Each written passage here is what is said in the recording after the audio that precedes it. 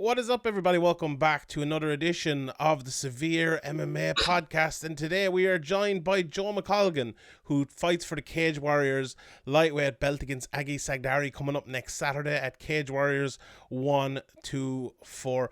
Joe, the last time I spoke to you, I remember we were on Zoom during the middle of the lockdown, and you had a glass of red wine in your hand. It's a little bit different this time, where the preparations are going well. I'd say you don't have the red wine this time for the interview, do you? No, I actually have a coffee here. I forgot about that. That was absolutely hilarious. I completely forgot as well that it had red wine. Mm-hmm. That was some crack. But yeah, preparations now are well and truly underway. Pretty much complete at the moment. Um, going into the fight next week. I'm on the wind down now. It's been a hard, pretty much like about 11 weeks of training, like in camp training. So I'm very prepared now, Mm-hmm. ready to go.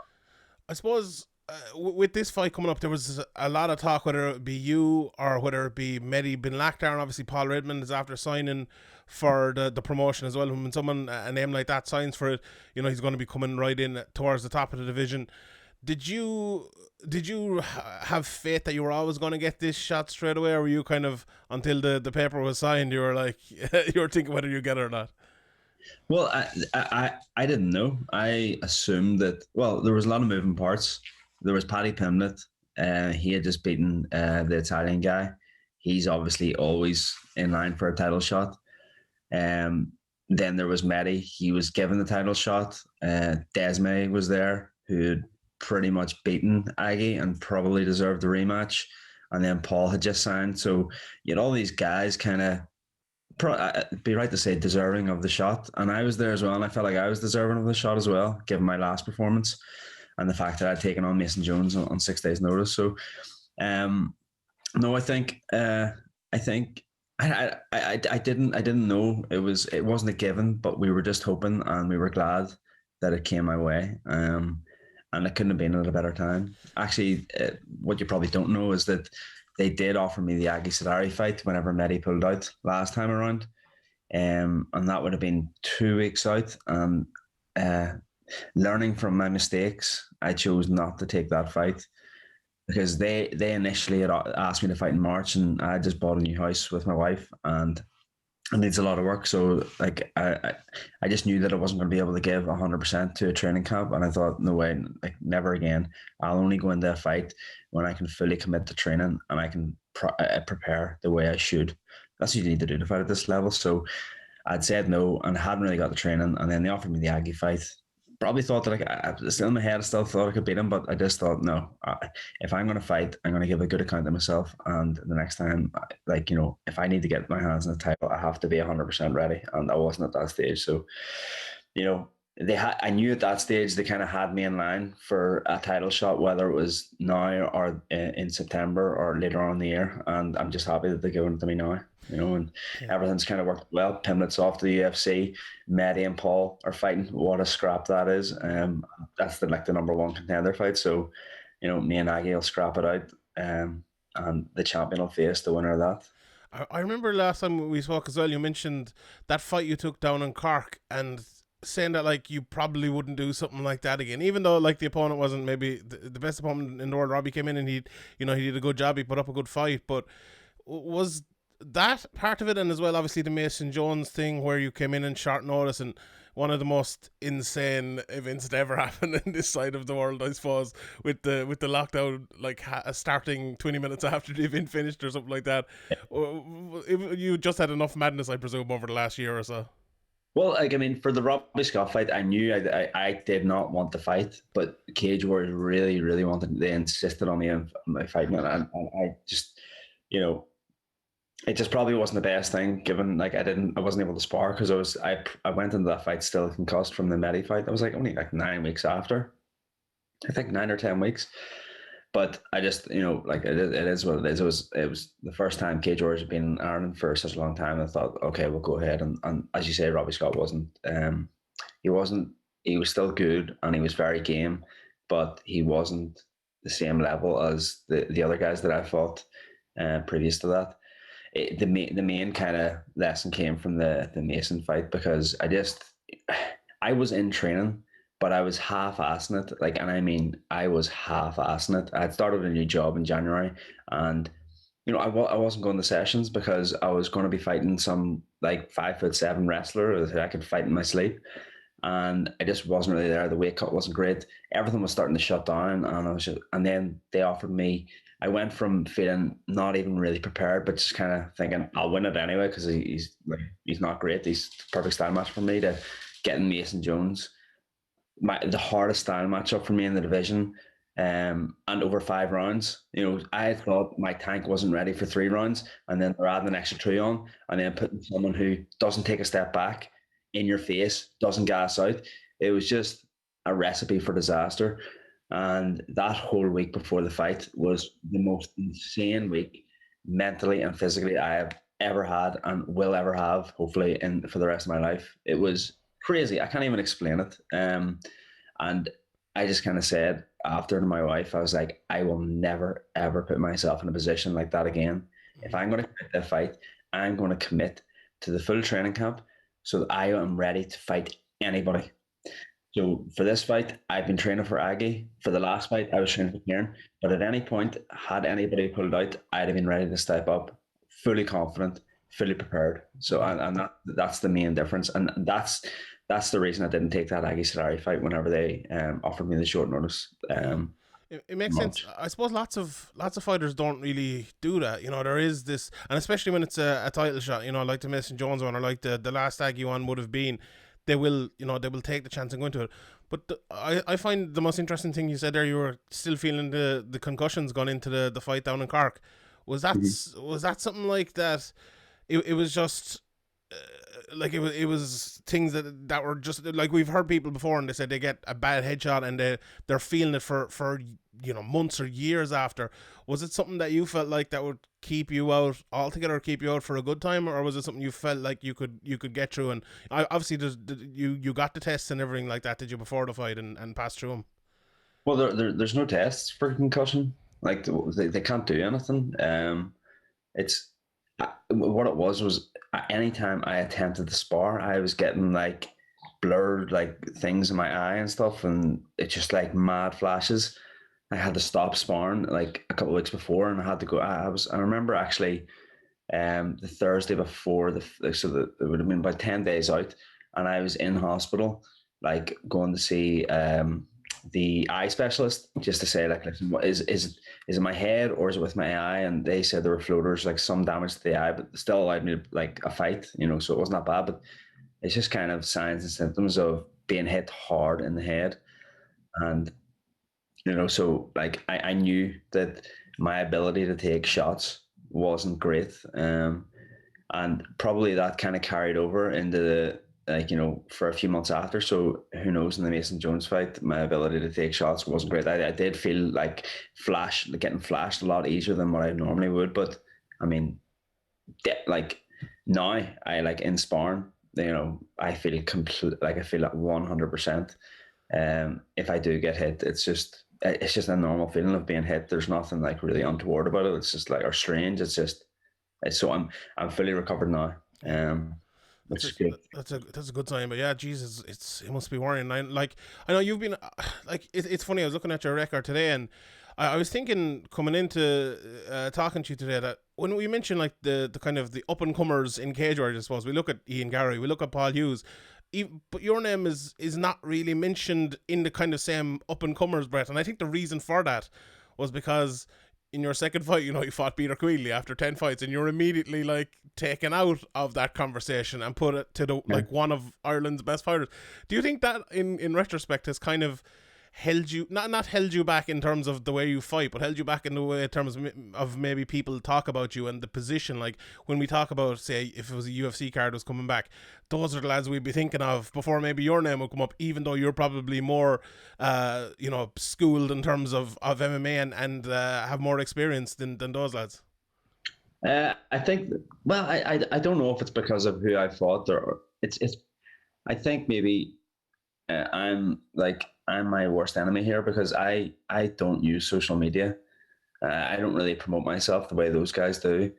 The thing about Ian Gary and Paul is they promote themselves like a lot, but not only that, they're exceptionally good. So they've got like the combo, like they've got the X factor, and that's why whenever you think of Irish MMA, you're thinking of Paul Hughes and Ian Gary, these two young guys. But I'm still out there. I'm still competing at the high level. I'm a wee bit older. I'm a lot older than those guys. Um, but I don't think it's my path or the people who I've fought that's kind of like that prevents people from talking about me. I think it's just the fact that I don't promote myself, and that's fine, and I'm happy about that. And if people aren't talking about me in the same light as they talk about Ian and Paul, well, then that's fine, and I understand why. But in terms of my skills in the cage, I feel like I am one of the best guys in this country in the UK. Anybody who trains with me knows that. Anybody who watches my fights, they know that as well. On any given night, anybody can win or lose, but it's for damn sure that I will put up a very good fight against any man, and like that's anybody in the lightweight division. Mm-hmm.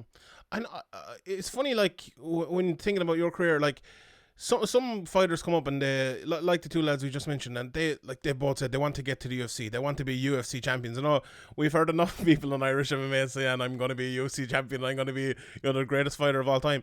You in your career, you took a bit of time out. I think you went to New Zealand, didn't you, for a while? And you obviously you were talking about the title shots and whether making the right decision to take it or not. And you said there you're working a job as well. Is are your goals like the same as those lads? Are your goals to get to the UFC? Are your goals to get to be a ranked UFC fighter or be a champion? Or are you kind of just happy to kind of see where it takes you? My goals are probably a lot different to those guys. Obviously, in my dreams, I would absolutely love to get to the UFC. I would love to compete against the best guys in the world. Um, but for now, like I'm quite realistic, and the thought of me fighting in the UFC, I don't know if it'll ever happen. Even if I do win this belt, in COVID times, I just don't know how willing the UFC are going to be to signing new guys, unless they're like in their early 20s, undefeated, massive hype. So um, although I would love to fight in the UFC, am realistic, so I'm not sure it ever will happen. But if it does, if the opportunity does come, then I will be grabbing that opportunity with both hands. Yeah, I saw that's a funny thing to say when you're going into a Cage Warriors title fight in a while, like considering the background that Cage Warriors champions have in getting into the UFC. Like it's Yeah. nearly, especially if you win the belt and maybe defend it once or twice, it's almost a guarantee. It's funny, like the realism, I suppose, isn't a thing we see normally in MMA from MMA fighters, and it's nice to But see. this is the thing with me, Sean, is Mm-hmm. like because I do have I have a job like outside of training, and it's like it's a proper professional job. Like it's like it requires a lot of my time and a lot of my energy, and I enjoy it as well. You know, for me, I feel like I'm almost free at this stage. I don't need to fight for money. If Cage Warriors went up and said, "Listen, Joe, we're gonna have like budget's tight. We're just gonna have to scrap your purse," I'd be like, "Right, that's no problem at all." I don't need to fight for money. I don't need to get to the UFC to to earn money. I don't need to get to the UFC to glorify my like existence. Do you know what I mean? I don't care about any of that. I just want to fight against the best guys. I'm doing that right now in Cage Warriors. If the opportunity comes to the UFC, I'll do that as well. But right now, I'm only fighting because I want to fight the best. That makes me dangerous, not because I feel like I have to, not because I feel like I need to get to the next step in my career or all these different things. I'm here because I want to be here. I don't have to be here. I want to be here, and that's why I'm here. And I'm that's why I'm going to be dangerous. That's good to hear. I like that, and I think it kind of frees you up. I think Brian Moore was a bit like that as well. With his talking about his gym and stuff, and that he's kind of free to fight whichever he wants. And I think that does give you a little bit of freedom. It's interesting. Like I've talked a few times on the podcast. And I know you've heard us on. I asked you in an interview before about like your style and the development of your style and kind of waiting for something to click, like your technique. For me, watching as someone who hasn't a clue, but like watching it from the outside, looks like slick and looks very good, and especially early in fights you look very, very clean. And if like a couple of the finishes game, and I know you've gotten one or two now as well, but it could take you to the next level. Do you feel like this is the time. Obviously, you've had like the setbacks, and you've had the Mason Jones fight and the tough fights. Do you feel like this is the time now in your career where you've had, even from your MMA debut, fighting Tom Hogan, who was like, I think he was the amateur of the year that before he turned pro as well. Like, do you feel like all of those things kind of put together with the development of your style as well, that's put you like right in the position where you want to be in your career at the moment? Like you've hit the nail on the head, Sean. Like right now, like this couldn't have come at a more perfect time. I've been in this game for 12 years. I have fought everybody that's like from as you say, from early pro fighting the amateur of the year in the weight class above, Peter Quayle. I fought Jack Herbert, Mason Jones. I fought young up and coming undefeated prospects. I've finished guys. I've gone the distance. You know, I've had like I've kind of gone through difficult times and I've come out the other end and I've done well. I've just kind of built up a massive kind of set of experiences and a massive skill set that right now I am the most complete version of myself that I could be from an MMA point of view. I'm complete in my skill set, I'm complete in my mind, and I'm complete in my heart. And I feel like this is the most dangerous version of myself that there has ever been stepping into that cage.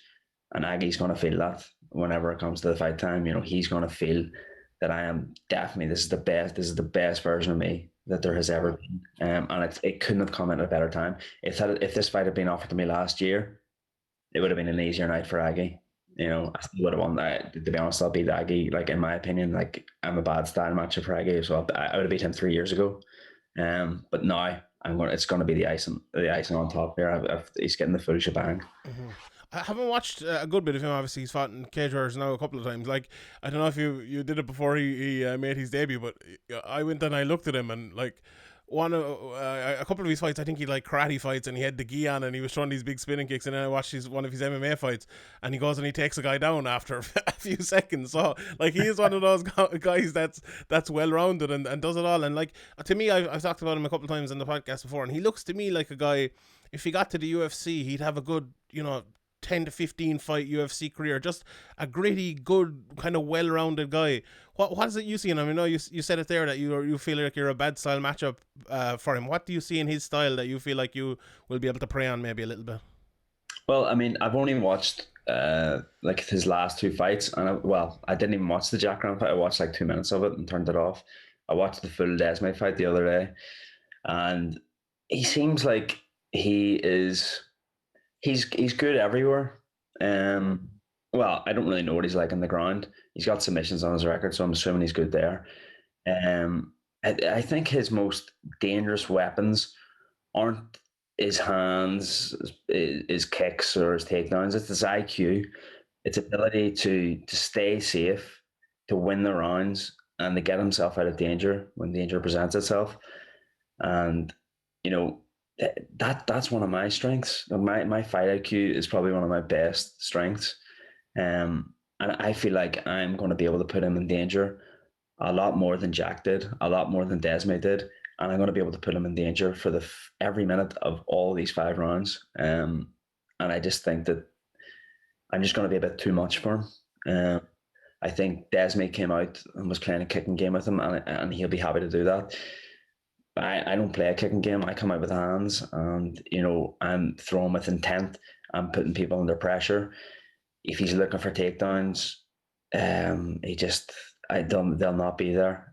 I long for someone to kind of push me in the wrestling realm. I don't think he'll be able to do that, but I hope he can, because that'll be exciting.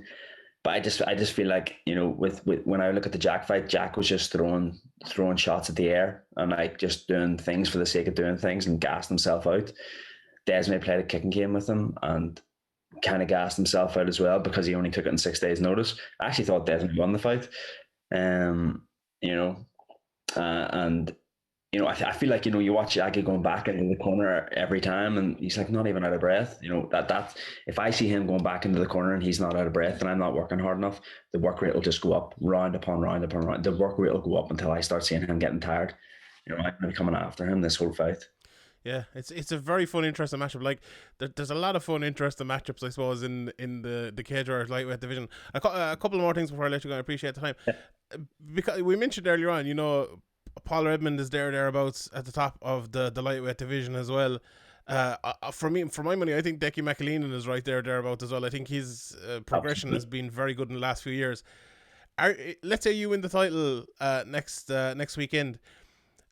Will fighting the Irish guys be an issue for you? Well, I remember I texted Andrew McGahan and goes, would Joe and Decky fight? And he was like, oh, I don't know about that one now. You'd have to ask him. So here's my opportunity. Like, if that is, like, if you said it yourself, if Paul Redmond beats Mehdi Ben Lakhtar, he's probably number one contender. Is that a thing?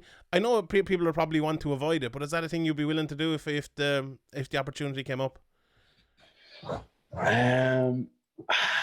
Firstly, talking about Decky, he's absolutely up there. Decky's a phenomenal fighter. I actually think if Decky was fighting Aggie, Decky would cruise through Aggie. I think Decky's got a good style as well to beat him. Fighting Decky and Paul is something I think I would struggle with. I wouldn't like to do that at all. I hope I don't ever have to make a decision about that, and I'm sure those guys feel the same. I feel like obviously Decky has a couple more fights before he's fighting for the title. Paul is right there. So he beats Mehdi, and I think he will beat Mehdi. But it's going to be a very good fight. Obviously, Mehdi can pull anything out of the bag. He's got serious power. But yeah, it would be for me to fight Irish guys at this stage of my career. It's not really I'm not really up for that at all. Mm-hmm. I wouldn't even like to think about it. I hope I don't ever have the opportunity I hope I don't ever have to make a decision about that. Paul Hughes will probably be jumping up trying to fight you if you get that. Right. I'll be like, sure, of course, I'll fight him. No bother, I'll fight him. That's the fight we all want to see. Career last thing as well. Actually, I'll ask you for a prediction last thing. But cage warriors are going to America as well. Is that something you'd like to do? Would you like to get on one of those American cards, maybe? No, not really. Because I mean, you're flying over there. I would love to go to America. Just without having to fight. I would love to just travel to California. I work for a company in California. Oh yeah. So, and they do like trips back and forth over, but I started and then COVID happened, so they've kind of cancelled all that. So, would you like to go to California, but spend all your time in a hotel, training for a fight, dieting, get the head bed off you? Yeah, like. I'd be like, no, I'd rather, maybe bring me over to watch the fights, Comment down. Travel after. No, obviously, yes, I would absolutely fight on that show, no problem. But it's kind of like I'm happy enough fighting in the UK and in Ireland. Yeah. Right, prediction for the weekend. I know you said you're happy to go all 5 rounds. You're happy to draw him in there, but is there an official prediction? Do you think your hands will be too much for him early, or do you think it's going to be a long, drawn out one? Oh, I think my hands are going to be too much for him. But whether or not we get to finish, I'm not sure. It's just about how hard I can go and how much he can withstand. I'm going out into this fight supremely confident in all of my abilities, and I'm supremely confident in my conditioning, and I'm going to put it on him for as long as he can last. I don't make predictions, but I just know that I'm going to get my hand raised and I'm going to walk away with that belt finally. Mm-hmm. I'm looking forward to it, Joe. It's been I suppose it's been a long time coming, and it'll be a huge win for Irish MMA and a huge night and a huge weekend for Irish MMA as well. So look out for it, everyone. Cage Warriors 124 next weekend. Joe, thanks very much for joining me. I appreciate it. Thank you, Sean. Really appreciate it.